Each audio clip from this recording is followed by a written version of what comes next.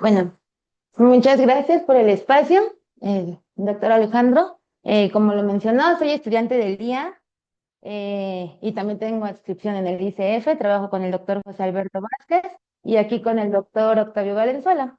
En esta ocasión les voy a hablar un poquito sobre el trabajo que he desarrollado durante la maestría. Y bueno, mi charla va distribuida de la siguiente manera. Voy a hablarles un poquito sobre la motivación y los objetivos que me llevaron a realizar el trabajo, una breve introducción sobre lo que es el modelo Lambda CDM, materia oscura, candidatos a materia oscura, observables, curvas de rotación, perfiles de densidad, la metodología que utilicé para realizar el trabajo, los resultados obtenidos y las conclusiones que tengo. Entonces, para los objetivos, bueno, como motivación para este trabajo, nosotros usualmente, como científicos, hacemos que un modelo teórico se adopte a los datos, ¿no?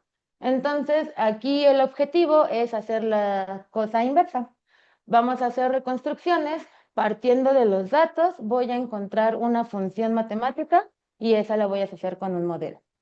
Entonces, el primer objetivo es reconstruir las curvas de rotación utilizando como herramienta computacional a la programación genética. Una vez que hago las reconstrucciones de las curvas, voy a proponer un perfil de densidad y a partir de ahí, bueno, otro objetivo principal aquí es mostrar que la programación genética pues también puede ser una herramienta útil para el análisis de datos. Esto considerando que pues en esta época tenemos grandes surveys y cada vez tenemos más datos, entonces esa es una propuesta alternativa. Entonces, el modelo Lambda CDM, pues actualmente es el modelo estándar de la cosmología. Este nos propone que el universo está compuesto principalmente por energía oscura, aproximadamente un 69%, y materia oscura, por un 27% aproximadamente, y una pequeña parte de lo que sería la materia bariónica, un aproximado del 4%. Este modelo, pues, es consistente con observaciones como del CMB y también de la estructura del universo a gran escala. Yo me voy a enfocar un poquito más en lo que sería la parte de materia oscura, considerando que estoy trabajando con curvas de rotación. La materia oscura, pues como sabemos, aún es algo desconocido, no desconocemos lo que es su naturaleza. Sabemos que no emite, no absorbe y no refleja luz, que únicamente la interacción que podemos ver o que se infiere es la interacción gravitacional. Y bueno, la existencia de esta materia se ha inferido a partir de, como les mencionaba, de las interacciones gravitacionales y de los efectos que se han podido observar tanto en las galaxias como en los cúmulos de galaxias. Se han propuesto algunos candidatos para poder explicar su naturaleza o también para poder decir físicamente, pues, qué es la materia oscura. Entre los candidatos que se han propuesto tenemos a las partículas WIMPs, que son partículas masivas, pero con una baja interacción, quiere decir que su interacción con la materia barónica es muy pequeñita. También se han propuesto candidatos como el campo escalar, en donde se propone que tiene un comportamiento de un condensado Bose-Einstein. Se han propuesto también que los agujeros negros primordiales podrían ser candidatos a materia oscura. Y se han propuesto también teorías, por ejemplo, como gravedad modificada. Tenemos a la teoría de Mond, en donde se hace una modificación a la aceleración para dar una explicación sin necesidad de utilizar a la materia oscura. Entre las observables, para poder decir o inferir la existencia de la materia oscura, tenemos a lo que es Cosmo, el Cosmic Micro Background, perdón, se me fue la traducción. También tenemos a las oscilaciones acústicas de bariones, en donde en estas dos observables, pues son observables indirectas, pero por ejemplo, en el fondo cósmico de microondas, lo que tenemos es que si no se infiriera la existencia de materia oscura, pues el espectro, la amplitud y la amplificación de los picos del espectro que tenemos, pues se vería modificado, al igual que en el caso de las BAO, pues no se establecería la, la distancia característica de los 150 megaparsecs.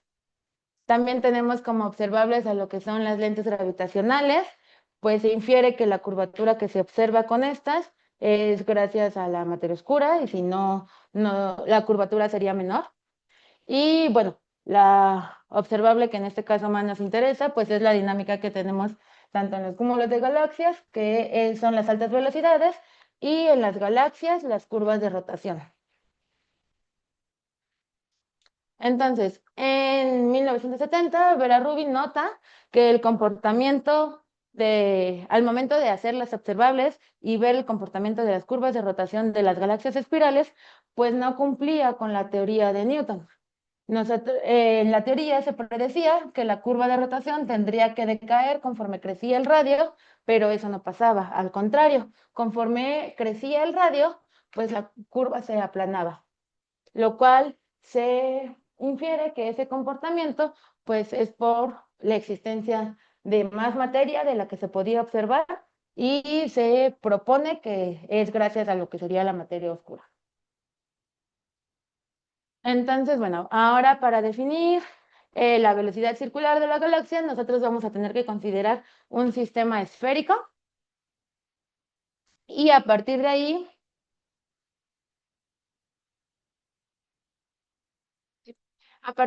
podemos nosotros utilizar la definición de fuerza y aceleración centrípeta para poder encontrar una definición para la velocidad circular. Entonces, si nosotros igualamos estas dos relaciones, encontramos que la velocidad circular al cuadrado va a estar dada por la constante gravitacional, la masa de la galaxia a un cierto radio.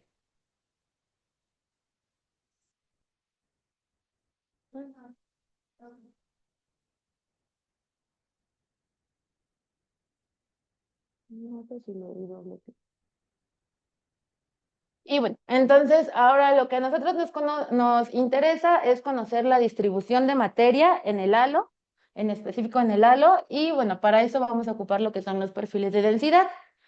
En este caso, nosotros como estamos considerando el sistema esférico, pues sabemos que la masa para un sistema esférico va a estar dada por la relación 3 y podemos a partir de aquí definir lo que sería la densidad, que estaría dada por la ecuación 4. Entonces ya tenemos una ecuación donde nos relaciona lo que sería la distribución de la masa con la densidad, que nos va a funcionar para los resultados que obtenemos más adelante. En este caso tenemos también ya una forma para la masa, que como anteriormente vimos en la velocidad circular, también estaba involucrada. Como les comentaba, pues lo que nos interesa es conocer la estructura de los halos. Entonces, pues vamos a ver un poquito sobre los modelos teóricos que se han propuesto para describirlos. Por ejemplo, tenemos al perfil Navarro-Frank-White. Este perfil es basado en simulaciones de n cuerpos, en donde cada partícula representa la formación del halo. En este caso, la densidad está dada por este perfil, en donde tenemos un radio característico, la densidad central del halo, y la velocidad circular para este caso está dada por la ecuación 6. Tenemos al perfil isotermal. En este caso, este perfil se aproxima como una esfera isotérmica, es decir, que su temperatura es constante, en donde la densidad va a estar descrita por la ecuación 7 y la velocidad por la ecuación 8. Y al último tengo la propuesta del perfil Bomer y Harcott. Este modelo asume que la materia oscura puede describirse como el condensado de Bose-Einstein, como les mencionaba del campo escalar, y que está compuesta por partículas ultraligeras. En este caso, la densidad está dada por la definición 9, en donde K es una constante dada por la constante gravitacional, la masa de las partículas, la constante reducida de Planck y la longitud de dispersión de las partículas. Y la velocidad está dada por la ecuación 10. Ahora, para este trabajo, los datos que yo estoy ocupando corresponden a la muestra de Dinks.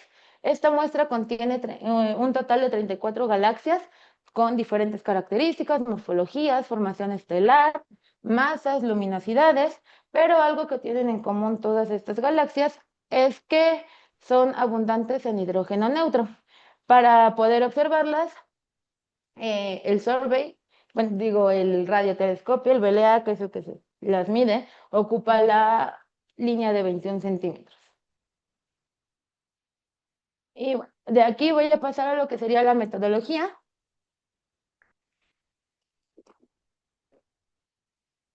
Que, De la población operacional se ha seguido viviendo durante todos estos años, desde los 70, y se ha comprobado exactamente lo mismo. pues, No hay correcciones, digamos. Hay correcciones. sí hay corro. Claro.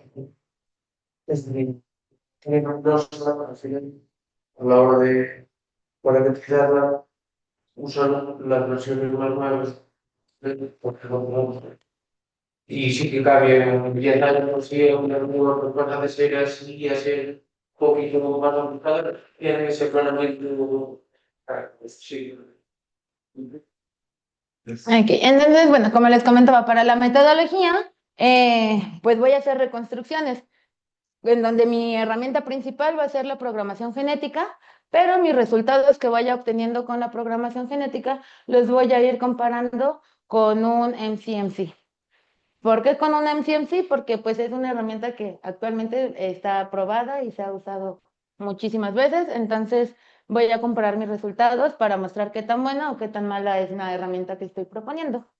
La programación genética tiene como propósito resolver problemas de optimización estocástica, es decir, de variables aleatorias, y se basa en la selección natural de Darwin. Entonces nosotros recordemos a las jirafas, ¿no? Estos son problemas de adaptación, en donde únicamente las jirafas van a tener que hacer una modificación en su ADN para poder adaptarse a su ecosistema. Por ejemplo, en el cuadro número 1, lo que vemos es que las jirafas tienen un cuello más corto, no es tan largo. Entonces, en el último cuadro, si notamos, únicamente sobreviven las jirafas que fueron capaces de adaptarse a su ecosistema, donde tuvieron la mutación de su ADN para poder estirar que su cuello creciera y así poder conseguir su alimento. Ahora, el programa o la programación genética, en este caso yo uso una librería que se llama GPLearn y esta librería me da soluciones en forma de diagramas de árbol. Cada solución que el programa me propone me lo da de esta forma y es evaluada a través de una métrica que conocemos como función fitness.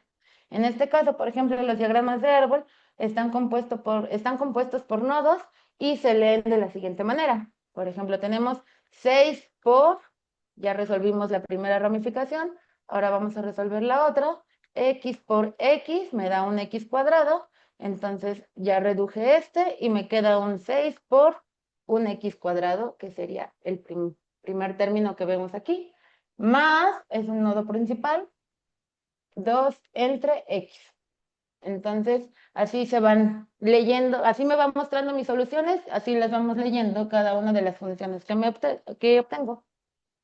Lo que da el código, entonces son los múltiples y los estimadores. Así es, el código me da lo que serían las funciones base y los números.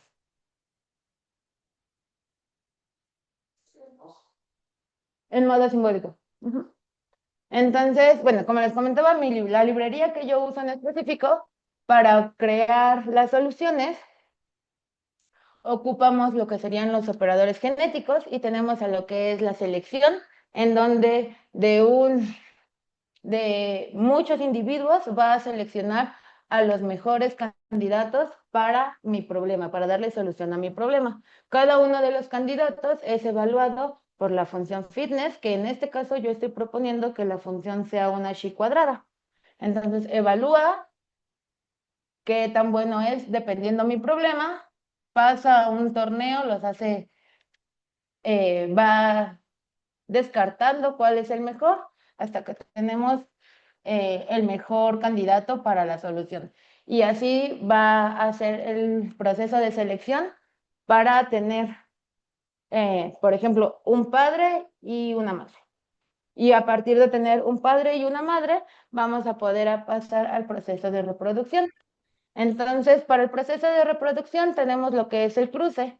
Entonces, por ejemplo, este es mi padre, este es otro padre, en este caso, y en el cruce lo que hace es que no se va a pasar a la nueva generación todo el diagrama de árbol, simplemente se selecciona una parte del padre de manera aleatoria y una parte del otro padre igual de manera aleatoria, y de esta forma me da un hijo que sería un nuevo individuo para una nueva generación. Se supone que mi algoritmo lo que está midiendo es que estén pasando los mejores elementos para el nuevo hijo. Y de esta forma, pues tenemos la combinación. Una vez que se... Claro. Aquí están usando los datos, porque arriba dijiste que están usando una cuadrada respecto a qué calculas. Sí, en este caso ya se están usando los datos. Cuando se propone, tú le das tus datos a tu algoritmo y a partir de ahí el algoritmo está analizando cuáles serían las soluciones para esos datos. Los individuos los va creando a partir de tus datos. Y al algoritmo tienes que darle una identidad que sea.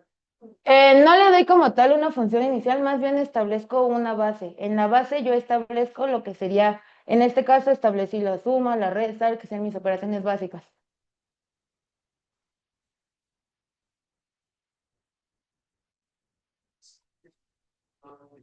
O hay un canvas defines, por ejemplo, que empiezas con tu numeración, después va a estar en el curso de función, después de variables, o se puede mostrar como quiere, y hay veces que dices, vale, luego una multiplicación con una visión, con una sustracción, entonces que eso no se genera y lo elimina.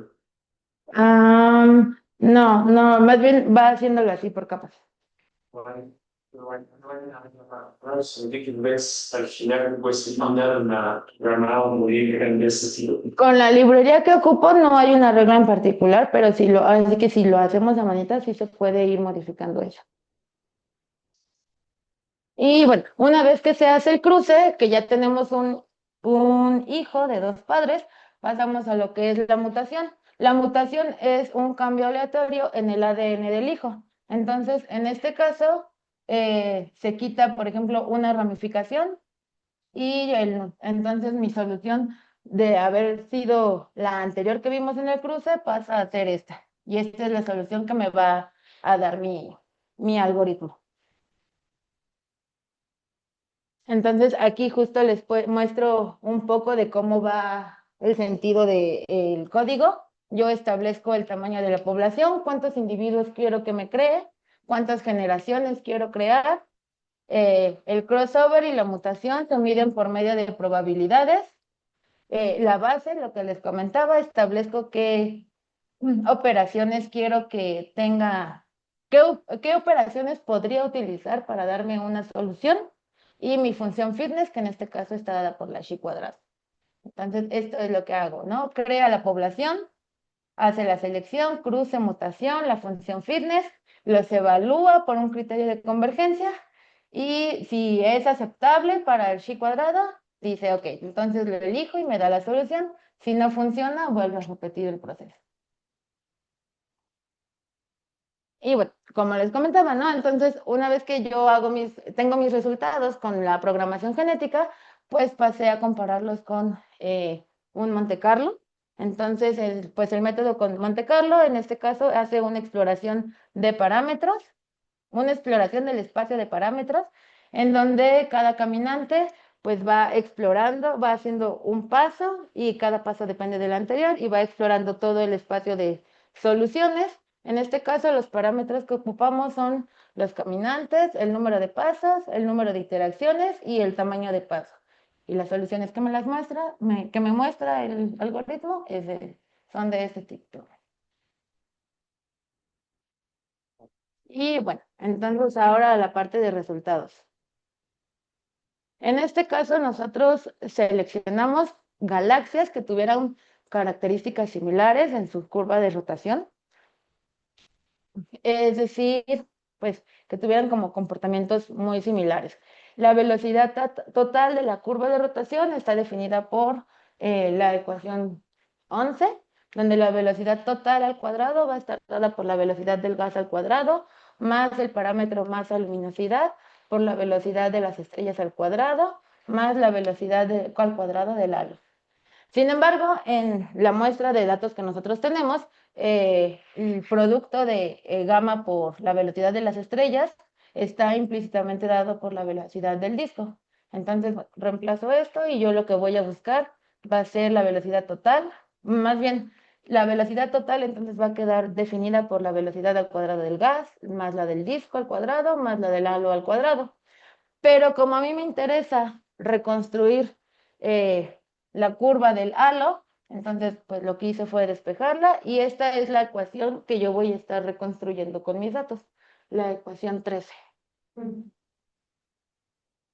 Como les comentaba, en particular nosotros seleccionamos 3 galaxias que tuvieran pues una curva de rotación similar, que no tuviera muchas oscilaciones y esto por simplicidad del código, bueno, por simplicidad con el código, seleccionamos estas 2 galaxias que por lo que estuve leyendo en algunos papers son de las más estudiadas con respecto a su cantidad de materia oscura y bueno, esta galaxia la seleccioné porque su curva también tenía un comportamiento sin oscilaciones y similar a las 2 anteriores. Sí.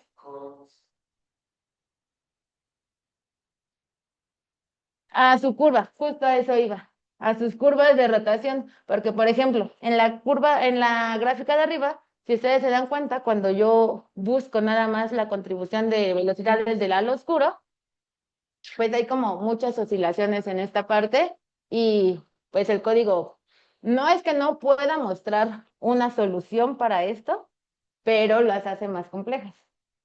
Entonces lo que yo busqué fue que sus curvas fueran como más tranquilas, que no hubiera tantas oscilaciones para tener resultados más sencillos. Y bueno, viene mi primer resultado para la galaxia DD154.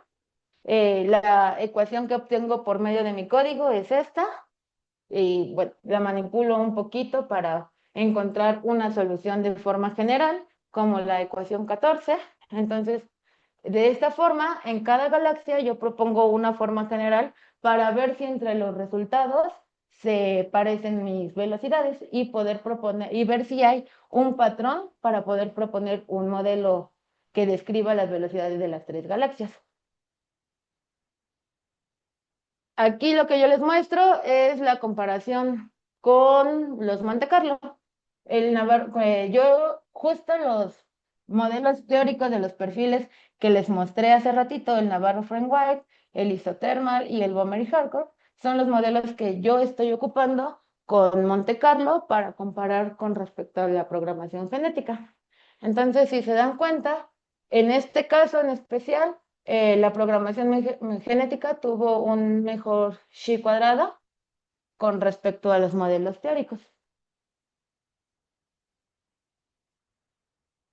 Después tengo la galaxia IC 2574 y lo mismo, ¿no? Hago el modelo genético, evalúo con chi cuadrada, esta es la velocidad que obtuve, la paso de una forma general, que sería mi ecuación 15, y la comparo también con los modelos teóricos. En este caso en especial, la programación genética y el Navarro Frame White tuvieron pues una magnitud muy similar, únicamente por decimales, entonces asumo que mi modelo genético no es peor que el Navarro Frame White, entonces lo asumo que sigue siendo funcional mi resultado. Bueno, es que en el caso de la programación genética no tenemos grados, no tenemos parámetros libres. Entonces, ¿cuántos parámetros que haces? Justo. Ajá. Sigo haciendo esas correcciones. Y por último tenemos a la galaxia NGC 2366. Igual tengo mi modelo genético, la velocidad que obtuve, la intento pasar a una forma general Y aquí está con respecto a los modelos teóricos. Y bueno, en este caso igual el modelo isotermal fue mejor que el genético por algunos decimales. Sin embargo, pues como siguen siendo poquita la diferencia entre estos dos, pues sigo tomando que el modelo genético no, en este caso no fue el mejor, pero sigue siendo funcional. Y bueno, en esta tabla les muestro entonces los resultados que obtuve para cada una de las galaxias, las velocidades con sus respectivos valores de chi cuadrada. Y bueno, un patrón aquí interesante o que me llamó la atención fue que todas tenían una constante por el logaritmo por x más algo. Una constante por el logaritmo de x más algo. Una constante por el logaritmo y otra vez, ¿no? Tenemos una x a la algo más una constante pudiera ser. Entonces, yo lo que hago es proponer esta velocidad, la 19, es la velocidad que yo propongo que podría ser la velocidad reconstruida que pudiera describir a las tres galaxias, las velocidades de las tres galaxias. Y bueno, aquí los mido igual. Hago un chi cuadrada, evalúo por un chi cuadrada y hago un chi cuadrada reducido para que vea cómo es el comportamiento de su ajuste conforme a la chi cuadrada reducida. En este caso, considerando que en la chi cuadrada reducida, pues ya estoy tomando los parámetros libres que tengo en la ecuación 19, que sería A, N y C, y el número de datos. Si observamos, la chi cuadrada reducida, pues en los tres casos queda más o menos en un parámetro de 0.3. Y bueno, les voy a mostrar cómo se ve gráficamente la velocidad que propongo. Esta es para la galaxia de DO 0154, para la IC 2574 y para la NGC 2366. Algo que me causa curiosidad es que, pues para los radios pequeños, en todas las galaxias se acopla bastante bien mi velocidad propuesta. Sin embargo, conforme va creciendo el radio, pues como que no se ajusta la curva. Entonces ahí, bueno, es de mis trabajos a futuros, establecer como un radio característico. Pero, por ejemplo, para el doctor, Sí. ¿cómo eso dice todo? Ujú. Sí, es obvio que al principio se está súper bien, pero al final podría pasar cualquier cosa. Sí, sí, claro, en esa galaxia en particular, los errores, bueno, algo que debía hacer, pero no hice, fue como cortar para que no se ajustara a todo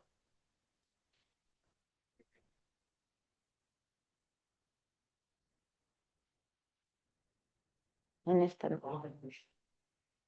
¿Qué es el gesto asociado al punto, a los tres kilos punto? Sí, sí. El gesto es, estás haciendo la diferencia La diferencia. sobre hasta la Ujú. Entonces, estas barras de errores observacionales son de la. No, son de las observacionales. Ujú. Entonces, y con cualquier caso, el punto, el tercer punto, bueno, pues estás a 1.5. Ok, Si tomas cualquier punto que está al final, estás a mucho menos que un signo. qué un signo. Esa es la teoría del texto. Tú ajustas infinitamente bien por los últimos puntos que nosotros. Son los primeros. Ok. Oye, esos datos de dónde es, o sea, son solamente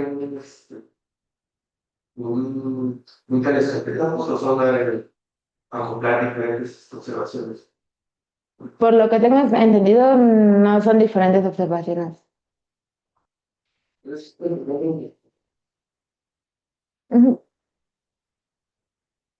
Y acá.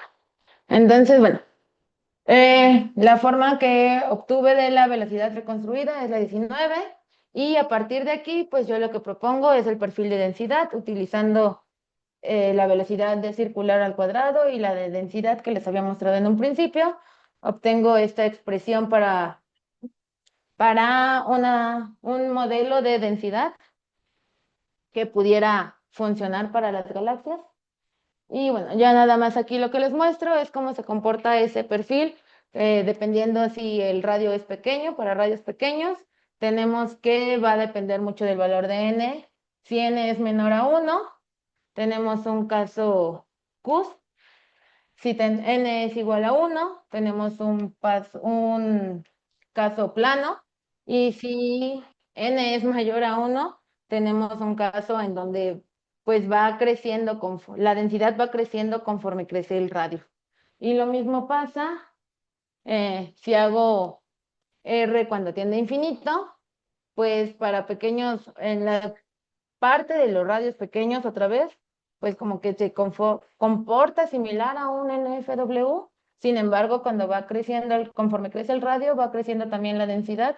Entonces, pues eso me hace pensar que necesito hacerle todavía algunos ajustes. Y bueno, entonces entre mis conclusiones que tengo es que, pues, el mejor caso, en este caso para la programación genética que se adaptó fue la galaxia DDO 054, mientras que en las otras dos galaxias, pues no fue el mejor caso con la IC 2574, pero tampoco hubo mucha diferencia o discrepancia entre los valores de Chi cuadrada, y con la NGC 2366 igual no fue el mejor modelo, pero tampoco quedaron los valores de Chi cuadrada muy dispersos de la magnitud.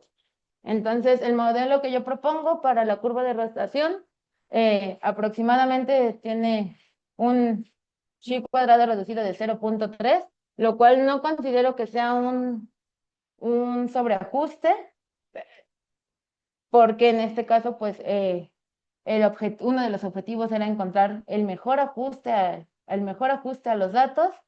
Y bueno, entonces, pues, la programación genética nos ayuda a poder reconstruir lo que son las curvas, nos ayudó a poder proponer lo que sería un perfil de densidad. Entonces, pues, es una herramienta funcional. Y por otra parte, entre las conclusiones para el perfil de densidad, pues en este caso depende totalmente de lo que sería N y de C, de los valores N y C, de los parámetros N y C, para poder determinar si es un perfil tipo CUS o plano, core. Y bueno, cuando el radio eso pensando cuando el radio tiende a 0, y para cuando el radio tiende a infinito, pues tenemos que va incrementando la densidad conforme crece el radio.